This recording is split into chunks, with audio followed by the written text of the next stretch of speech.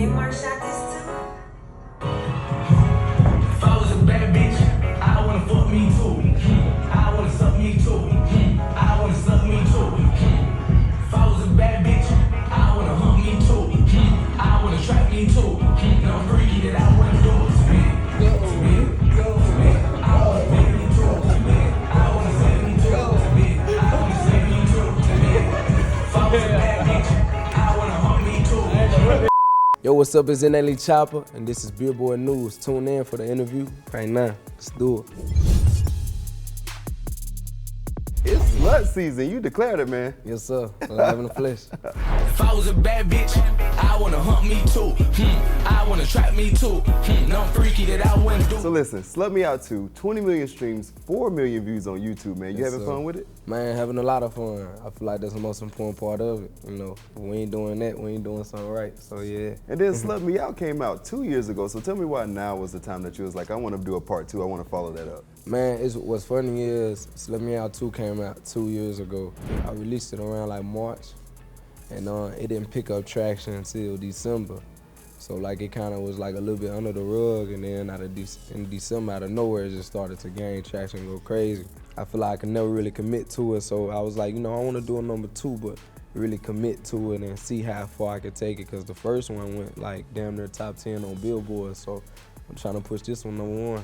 Yeah, man, I can see it happening, dude. People are loving the song. And the Yes, video sir. crazy too. Yes, So, sir. you know, you went over the top. People love that about you. How do you Yeah. approach your creative vibe when you're doing the videos? Man, my creative vibe, I always separate, you know, Bryson Potts from NLE Choppa, and I feel like that's where I get my best, you know, work from, because I feel like a lot of people don't understand. We get put in a box sometimes, you know, they want to call us a rapper, or they'll say sometimes an artist, or all these different things, but you know, I prefer to be called an artist. You know, the borderline thing about it is I'm entertainment in the purest form. So, you know, I just want to be able to entertain. And whatever way I can do that, I feel like that's what, you know, is reflective of my craft. It's just entertainment, pure entertainment. Oh, see, now you got me thinking though. You said like, you know, the separation of like kind of those two versions of you. So when do Yeah. you know to like turn it on?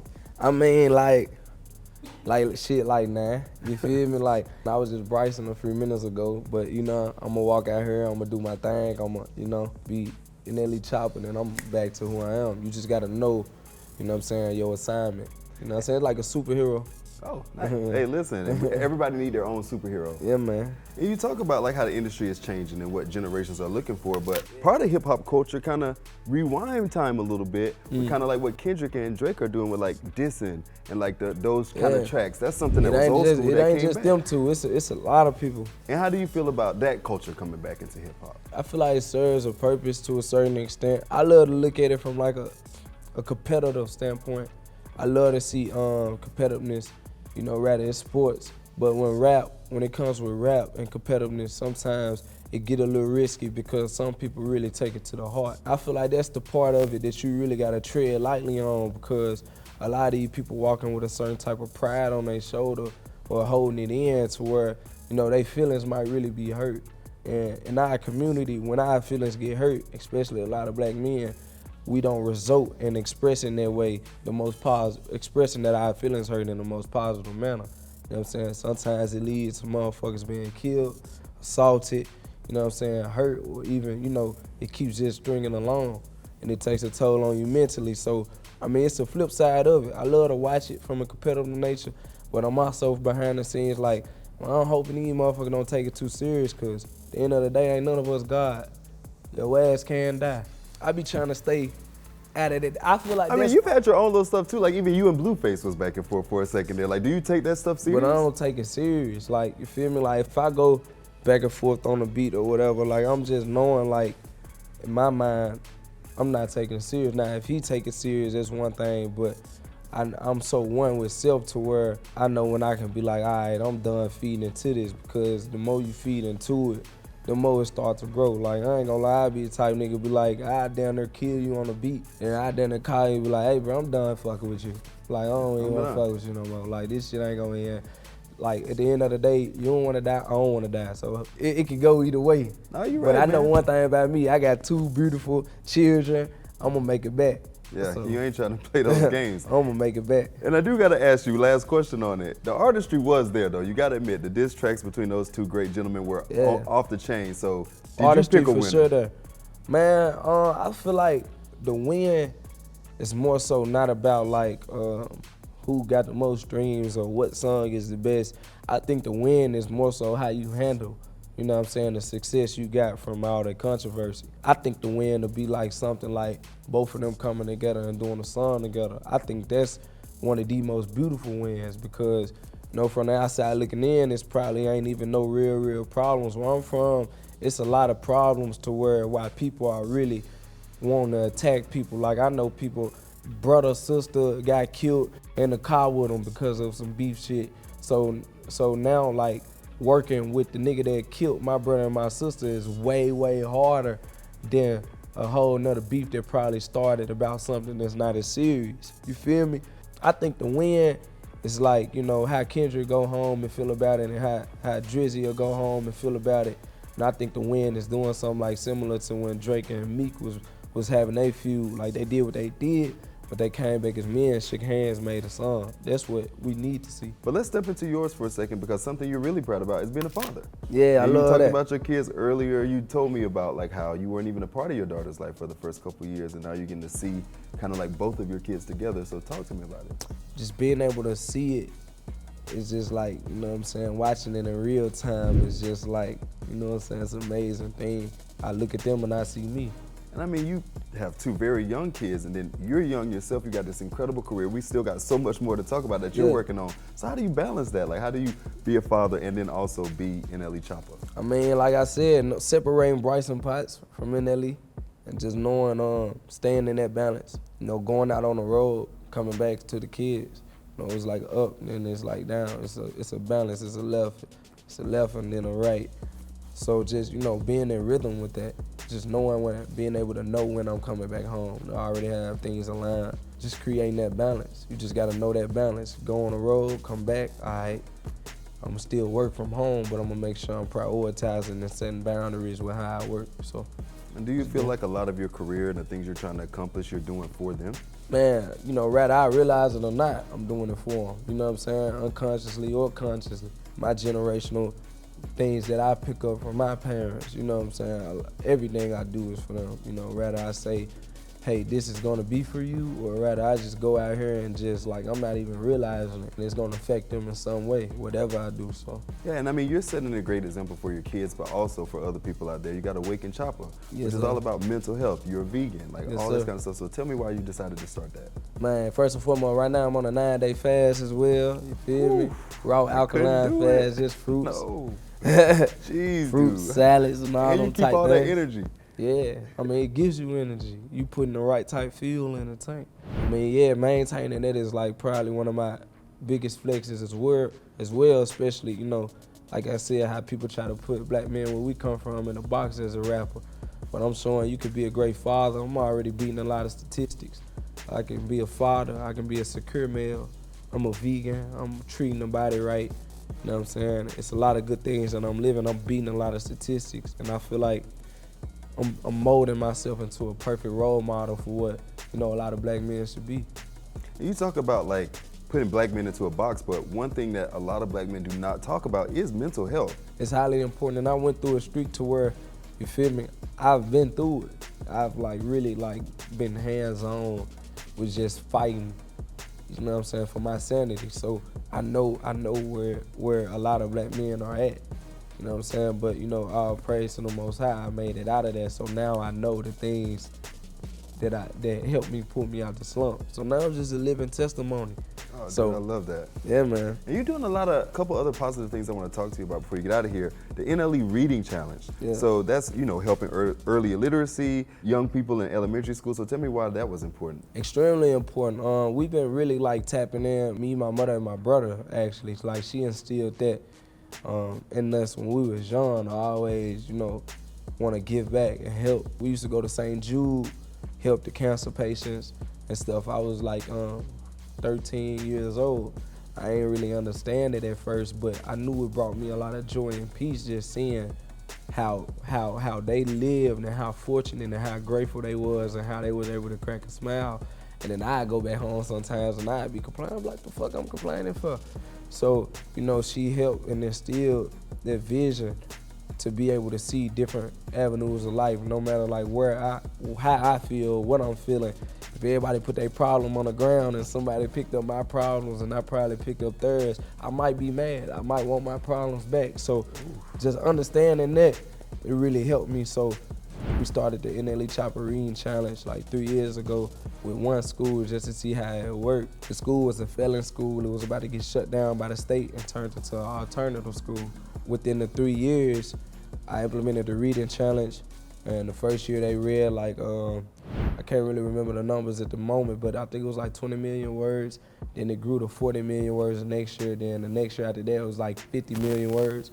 It took them from a felon school to a reward school. Wow. So now they wanted to value it as one of the top schools in Memphis. So shout out to Denver Prep. And then, you know, let's talk about the album. So Certified, bro, like, listen, you have a lot of certified gold and platinum songs already. 21 years old. 21? Yes, sir. Like, that's wild, the success you kind of had and was able to put this album out. So how do you take that? Man, I think it's a huge blessing. It just lets me know, like, you know, the goals and the things, the aspirations that I, you know, accumulated over the years. I'm in a different league from a lot of people. And I think the most beautiful part about it is the longevity I have and how clear my head is. Because, I mean, if I did all that in 5 years, you know, going through what I was going through, learning the obstacles, you know, and getting through certain humps, I can only imagine what the next 10 years look like for me, knowing that, you know, I done been through the hell and hot water now. It's just crazy. I got like 20 years on everybody, so I ain't gonna lie, when I look in the mirror, hey, I see motherfucking greatness. I ain't gonna lie to you. Well, we know what happened when you look in the mirror. You say it in the song. Yeah.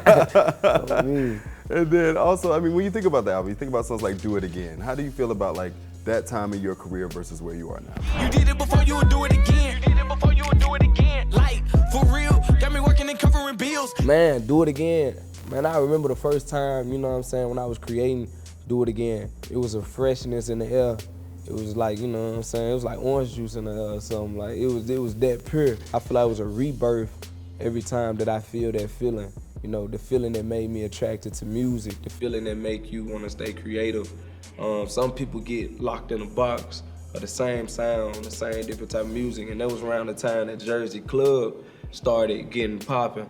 And when I first heard it, I said, okay, now this do something to me. I ain't gonna lie, you feel me? So I started to, you know, marinate with it, fuck with it, and we came up with Do It Again, and that shit skyrocketed, you feel me? And it was the same response. Like, people didn't get it at first. Took about a month, 2, 3, and then motherfuckers started going. Yeah, so what I'm learning is that your songs, you know, people gotta sit with it. Yeah, like I'm ahead of my time. I realize I'm always like, you feel me, like either a few years ahead or even a few months. Like, I'm just always ahead. I'm never current, because I'm never looking for the moment. I'm more so making the moment every time I do something. Some people don't understand it. Like, even with SLUT Me Out too, it took people like, they ain't understand it. But now they understanding it. And like, what's wrong with him? He good, he rap all this gangster shit, woo, woo, woo. Cause I'm an entertainer. Like, you're an artist, like you said. I'm an artist, I ain't no rapper. And I mean, you talking about how people are feeling SLUT Me Out too, but you kind of followed up real quick. Yeah. You came right back with Stickin and Movin. Stick and move, come through with a +2. Mama say I only need one, but I get one, then want a few. I'm gonna be 100. Like, I feel like that song is like, it's like beautiful, but that song, I wasn't even really like dropping that song to even really be played for the world. I wanted that song to come out just so everybody know that I had a shoe. I don't even care what that song does, but I just want everybody to know I got a shoe. Well, the funny part, you said it was about the shoe, but I saw people talking about the song online, and people was like, I think my boy got another one. Yeah. Because SLUT Me Out too is hit. It's got that viral sensation to it. Yeah. And so does Stickin and Movin. So did you, even when you recorded that track, did you kind of have that same vibe in mind? Man, I was in Dubai. I was feeling real good, and I recorded that one like, see, I record so much that like I said, I be ahead of a lot of shit to where I recorded Stickin and Movin like down there a year before SLUT Me Out too. Really? But it's just all aligned in the feeling. I've always, like, the song never left my mind. I'm like, this a feel good song. Ended up dropping that motherfucker, so yeah. No, and then you talked about you worked the shoe into the video, which was obviously really cool. So tell me how that was and how you decided to mix those two together. Man, beautiful moment, you know what I'm saying? Where I come from, a lot of people struggling to even afford shoes in Memphis, Tennessee. So to be able to say, like, you know, this shoe got my name on it, and present it to people to be able to purchase and know that I can inspire someone that look like me somewhere across the world to, you know, one day want to have their own shoe or one day be a creator. I just feel like I'm living in purpose. So I feel like that was the most beautiful part about it is, like, you know what I'm saying? Like, I got a shoe, I'm finna sell it to y'all, and I'm not money hungry for it. I'm really just happy that I can wear something in this mind. Yeah, and you worked with Omar and Factory Lab on the collaboration. So tell me, like, how was your artistry as far as when it came to the design? Man, I ain't gonna lie, like, I was very hands-off with the design process of this shoe. Omar, he pretty much had it already, like, you know, it was already done. It was already made for me. It was like served on a platter. Only thing I had to do was probably one of the most important parts is to approve it and just say yes and walk with it. But, you know, rather I was attached to the shoe or not, I feel like Omar would have had a whole lot of success with that boot regardless, you feel me? I mean, he's had a lot of success because he worked with Kanye and Adidas and stuff, so Jay-Z, why do you feel Lady like... Gaga, it goes on. He's like a guru, like a shoe guru, and I think the credit, the exposure he's getting, it's a beautiful work of God because, you know, a lot of people sometimes when they see the Yeezy brand, but they don't really know what's behind the scenes of it. And you know, sitting down with him, seeing the things he drew up, seeing the sketches, how he still keep a lot of the first shoes he designed in his factory, like just seeing how driven he is as an artist. It relates to me, you know what I'm saying? I felt him because I'm the same way with my craft, but it's like he the same way in a whole nother world, which made me want to step into his world even more. I'm in the midst of designing shoes now. He has, you know, designing me, challenging my creative, I'm challenging his. So, you know what I'm saying, we working a lot. It's a lot more on the way. Now let's talk about hitting the road. So you're gonna be going out with Boogie on a Better Alone tour. So tell me about that and what you think you're gonna bring to the road. Man, I'm gonna bring energy, you know what I'm saying? Good vibes, straight vibes. You know what I'm saying? I'm bringing the sluts out. You know what I mean? All that type good thing. I just like to have fun. Just like to go out, entertain, see people living in their purpose, seeing people smiling, seeing people enjoying the moments. So I'm gonna bring a lot of good energy. That's like my secret recipe or something. Well, you know, I'm gonna talk about your artistry you've been speaking on because, dude, I've gotta say, every time I see you online at a show, dude, it blows my mind like the amount of, like, you know, creativity you put into your shows. You was sleeping in the bed on stage, bringing your parents out. You had a chef on stage the other day. I was like, this dude is wild. So tell me, like, how you approach performing and coming up with those concepts. Man, just seeing how much people come to me and let me know, like, how much they love it. You feel me? Like, love seeing what I'm doing, you know, people, because it started out, I was just doing it, like, I was just yelling in the camera. I wasn't really, like, adding nothing to it. I was just yelling in the camera, and it was just picking up, going viral. And I started to see other people, my peers started to kind of, like, do the same type of videos. And I'm like, okay, so I'm, like, starting something where people, you know what I'm saying, are picking on to it, rather they, you know, either telling me how good it is, they're probably taking note of it, and it's probably helping them on their shows. So I started to take heed of different stuff like that, and I'm like, okay, so I'm doing something right. And it gave me all the confidence to keep going. And I like that you like bringing that performance aspect, because I feel a lot of times in hip hop culture, people don't even think about performing, you know? Hell no, they just, you feel me? It's a lost art, and I feel like the art in hip hop culture is the artistry.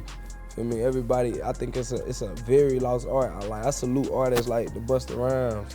Like, you know, the amount of effort he used to put in his music videos and in his entertainment to make sure people was intrigued.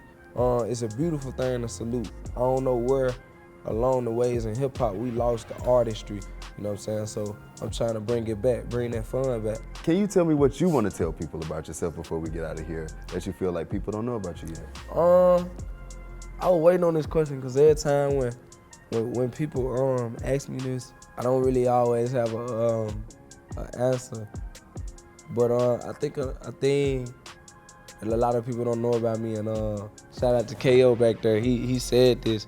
The type of music I listen to. Like, I listen to a lot of old school music. I listen to like a lot of Prince, like, you know, Does Cry, Eastern, Eastern, and what's the name of that song? I can't even think of it right now. In Western town, the dead end world, the Eastern boys and Western girls. I can't think of the title. I think it's called Western Girls. I think that's the title, but I love that song. Any music that's in that vibe. I love Erykah Badu, Lauryn Hill. Just recently named the greatest album of all time by Apple Music, Lauryn Hill, Miseducation. Mm-hmm. Like, I listen to a lot of music that helps my creativity as a person and help me evolve. So, yeah. Well, dude, I really appreciate you bringing your Black Boy joy here to Billboard, man. So, appreciate y'all having me. thank you for coming, man. Appreciate you. Well, yeah, man. This show.